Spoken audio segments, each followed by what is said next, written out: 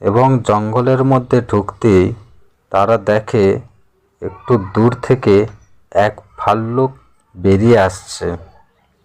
একজন বন্ধু অপরজনকে বলছে, এই দেখ দেখ, একটা ভাল্লুক আসছে অনেক দূর থেকে, কি হবে?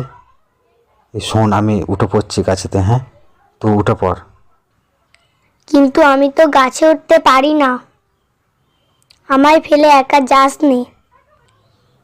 এই বন্ধুটি অনেক অনুরোধ করেও অপর বন্ধুটি কোনো কান না দিয়ে সে ছুটে চলে যায় একটা গাছে উঠে পড়ে।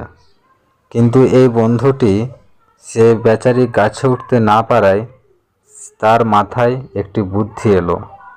সে তৎক্ষণিক ওই রাস্তাতেই শুয়ে পড়ল এবং বন্ধুটি